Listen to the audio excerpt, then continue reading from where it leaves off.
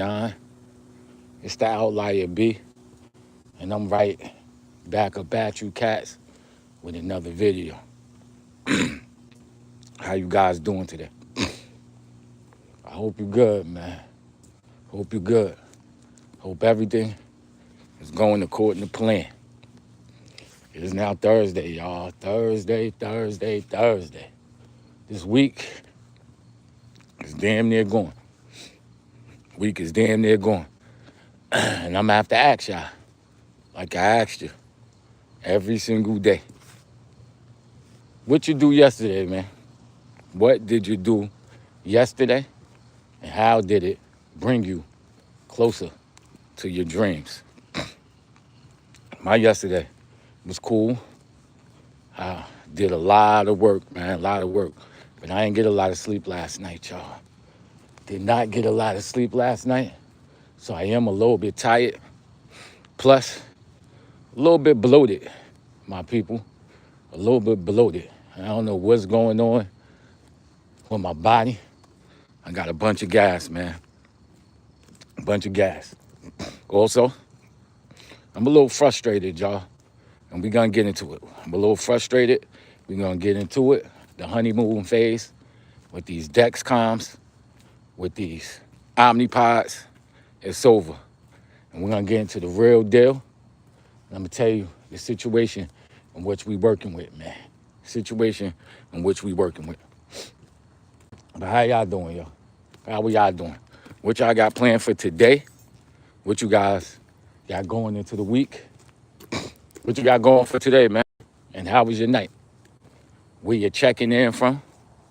Also, what you doing? We got my boy Big Mont on the check-in. He said you got the gas face. You funny. It was good, man. It was good, Big Mont. How was it over there in Vegas? I'm sure you landed. I'm sure you landed. When is the big jump? When is the big jump? I ain't been to Vegas in years, kid. It's been almost 10 years since I've been to Vegas. I'm sure Vegas looked completely different. But I do want to go. That's one of my favorite cities in the States. Las Vegas. Las Vegas. We got somebody on the check-in. Starry Scott said hi. What's going on, Starry? How you feeling? We got another person on the check-in. Said, yo, what's up? Ain't nothing, my brother, chilling. Starry Scott was good. Victor is on the check-in. He asked me, am I gay? You the second person this week that asked me about my sexual orientation. That's crazy. I went almost a whole 5-6 months without nobody asking me questions like that. But now the people asking. So just follow the page, man. You know, I'm a straight dude, man. But follow the page. I've spoke about plenty of things on here, kid. Plenty of things on here, you know? But yeah, man, I'm kind of frustrated today, yo. So y'all know my brother got diabetes. If y'all been following the podcast, y'all know I struggle with that. And I do my best efforts, y'all. I do my best efforts. And I always say, the best thing that I did was went to my endocrinologist on my birthday, which was May 19th, y'all. So they gave me the Dexcom, which is a continuous glucose monitor. They also gave me the Omnipod, which is insulin pump delivery system. Now, these things go onto your body. They attach onto your body with like stickers. So for the Omnipod, they got a little cannula. I believe that's what they call it. It's like a little plastic thing that they put into your body, and you press a button and it goes in.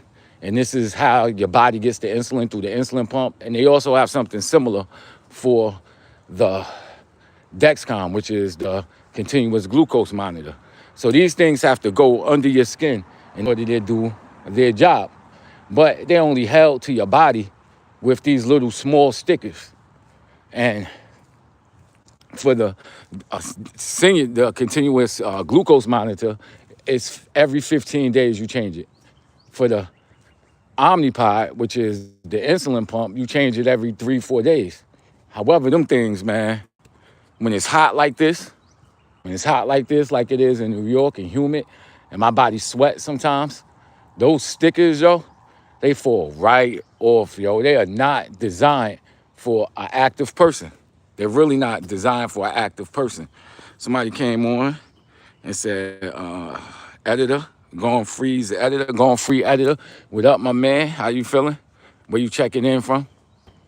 So yeah, these things go into your body on like stickers. So they have like adhesive on it, and it sticks to your body. But in this hot New York weather, where it's humid as it is, and if your body sweats, them things become slippery. And one false move, that thing will come off. So this morning, I had my monitor on, right, this morning. And I jump out the shower, right? I'm putting my shirt on. And when I put on the shirt, since I got it on my arm by my biceps, my damn shirt pulled the sticker right off, yo. Pulled the sticker right off my body, kid.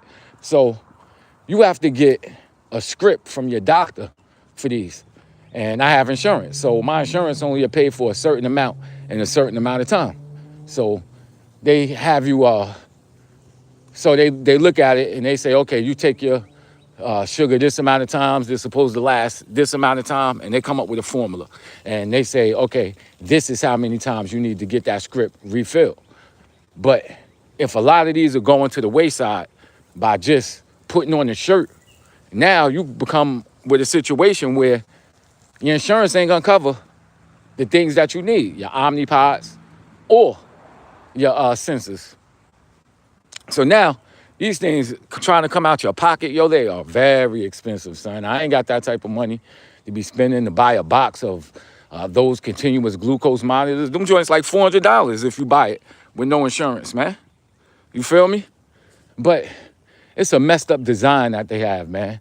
So you guys, when you on the street, do you see people with those glucose monitors, people who have diabetes? You'll see like a little chip. It looks like they have it in their arm. You guys ever see that? But that's what that is. That's a continuous glucose monitor. So that thing is inserted into the first layer of your skin, and it's monitoring people's blood sugars. So you'll see a lot of older people with them. You do see young people with it, but the older people, I guess, because they're not as active as younger people, generally. So it doesn't really become an issue. But when you're younger and you're active, like say you're playing sports, right? You know, say you're playing basketball or football and you got that thing on your arm and somebody grabs you or you make a move and you bump up against somebody, them things will rub off and they'll be gone. They'll be gone. And I went through like 3 of them joints in like maybe a week, y'all. Just off of just activity. Just off activity and sweat. And I told y'all about the one that came off when I put on my shirt. I got another one where, what happened? I was walking, right? This is funny. I'm walking and I walk close to the door. And it was enough that it was so close that as soon as I turned, the whole glucose monitor got ripped off when I rubbed up against the wall. That happened. Then with the insulin pump, the same type of thing can happen because it depends on the same system, that adhesive that you stick to your body. And this is another one. I can be driving. That's how I lost the other one. I'm driving. And where I put it is like a little bit under my stomach. I put it over there sometimes. And I put the seatbelt on. And the seatbelt was rubbing up against it. And it basically pulled it out of my body. And that happens with both of those things. And you lose them. Your insurance don't pay for it. And now you got to be out here depending on old school technology. Old school technology, the old finger prick. The old finger prick and the pins, taking shots like that. And that kind of defeats the purpose, my people. Kinds of defeats the purpose, y'all. You know? But it is what it is. We ain't complaining. You just got to take it the way it is, man. Take it the way it is. You feel me? But it's cool. It's cool, man. It's cool. It's just kind of scary. Because once you start getting used to that insulin pump, you have control over everything. You know how much insulin you have on board, how much insulin is in your system, how much insulin you're getting. You know your exact blood sugar. So high blood sugars will kill you in the long run. So you keep walking around with high blood sugars, that's when you get chronic issues that affect you in the long run. But what's way more dangerous than that, my people, and I'm sure some people not gonna tell you, is that low blood sugars, or some, they could be more dangerous than high blood sugars. So if your blood sugar go low, you could pass out, you could faint, right? And it's the worst. My blood sugar got down to like 30 one time, man. Got down, sometimes gets to 50, but my body is crazy because at 50, if my blood sugar is 50, I can still operate. My blood, my eyesight, it starts getting a little glitchy. It starts feeling like people got lights and they're going and you feel like the flickering. You also get nervous when your blood sugar is low. And between me and you in the chat, sometimes I will take an edible. You feel me? I will take an edible. And here's some exclusive news that I'm sure a lot of you cats don't even know about. Some good weed, some edibles or something like that can mimic with the nervousness and being jumpy, the same effects that you can get from having low blood sugar. So imagine not being able to tell what your blood sugar is. You done took an edible, you already nervous, and you don't know what's in your body. So you kind of panic, man. It's easy to panic. You kind of be like, yo, I'm about to die. I'm about to die. But I established a test for myself. So I know my blood sugar is low if I go like this, right? Like say I go like this. Y'all can see I'm a dark-skinned brother. Y'all ain't know that, did y'all? Y'all ain't know I was this dark. I'm about as dark as the moonlight right now, son. You understand what I'm saying? I fit in with the dark. If I was to go hide in them bushes over there, y'all wouldn't be able to see me, son. You know? But yeah, that's the test I use. Somebody came in and said, hi. Going freeze editor. What up, buddy? Said, hi, how you feeling, man? How you feeling? So this is the test I use. This is how I know if my sugar's high. If I could go like this and my hands don't shake, then I know my blood sugar is good. I know my blood sugar is good. And when I say good, I mean running a little bit high. But when my blood sugar is like this and I can't hold my hand straight, then I know most likely my blood sugar is low. And that's when it get dangerous. You could pass out, my people. That's when you can most definitely pass out. So that's why on a day like today where I took a shot because my blood sugar was high, because the insulin pump wasn't working, took about 5 units. It was over 300. I do not know where that's going to take me. But before I jump on the train, I'm definitely going to have to get me a sugary beverage, a sugary bev. You understand? Just in case my sugar go low and I could cover myself. But we shall see, people. Y'all definitely got to wish me well. Wish me well. Y'all wish me well. You know? Wish me well. Oh, man. Yeah, so it's wild. Hopefully, I'm going to call up my spot, my pharmacy, when I get off of work. I'm going to see if I got any more prescriptions left. I should. So I should be able to re-up on everything that I need to get back on point. But y'all got to bear with me today, man. Bear with me today. You dig? So what y'all getting into, son? What are y'all getting into today? What's on y'all agenda? I'm on my way to work, man. I don't know what they got for me. I was working on something yesterday with IT. We was paying the bills, right? We was paying the bills. And we got incentives for these people to do their job the way that they supposed to do their job, you know? And we look at month-to-date numbers, of course. We look at the month-to-date numbers. This is all the individual rides combined for the month-to-date. And we set a standard. So our standard is that if you make over this percentage for the whole month, then every individual trip that you do that meets that criteria, you receive an extra $5 for that, my people. An extra $5. So let's say we give them about 300, 400,000 of these individual things every single day. Now, if they perform at 94% or higher on these trips, then they're gonna get an extra $5 for each of those trips that make up that above 94%.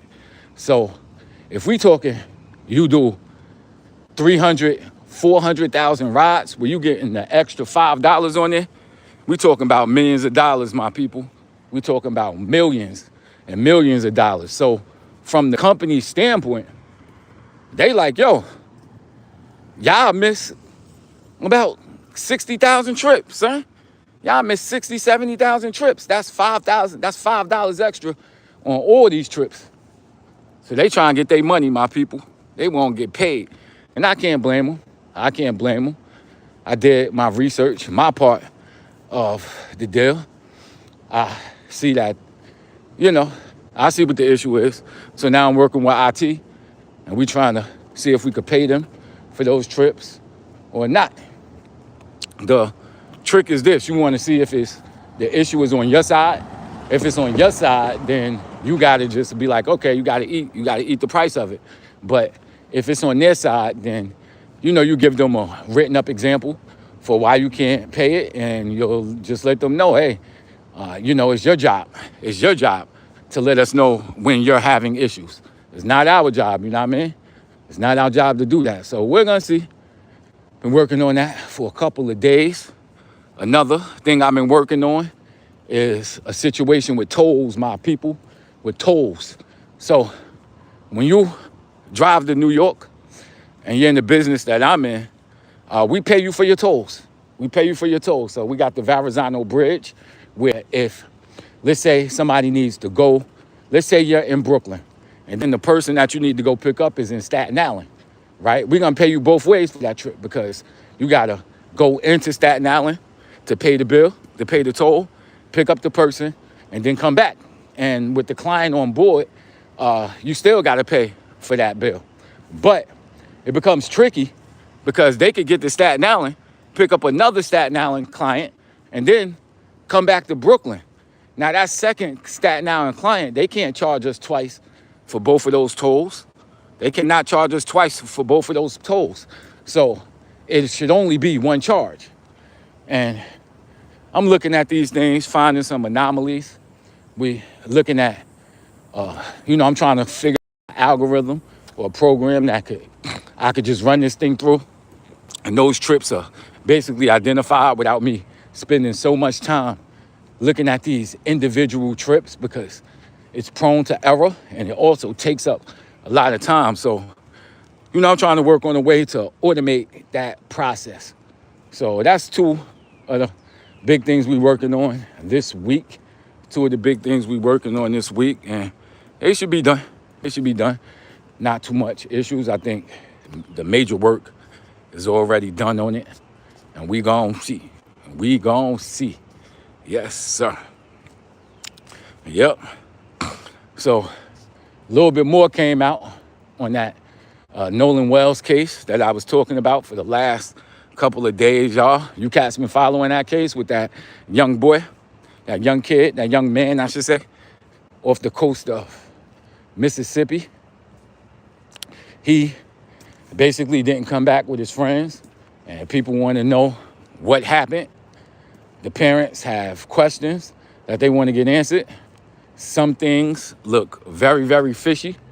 You got some people jumping to conclusions without verifying anything, but that's all right. That's all right. That is definitely all right. But that case is definitely interesting, man.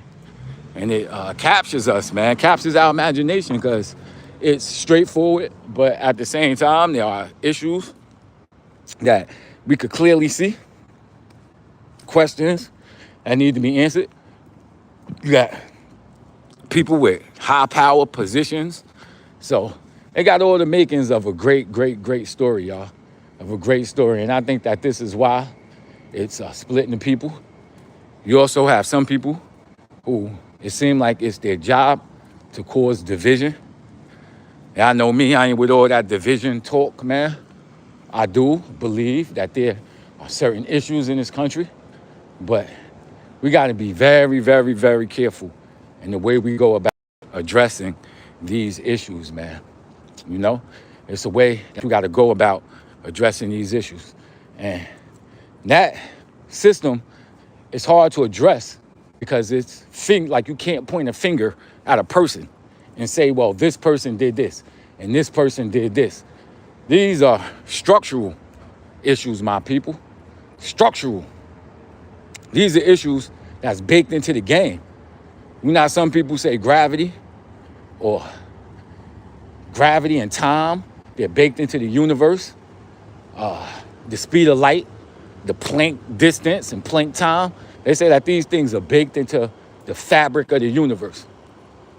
There are certain things that's built into the fabric of these structures.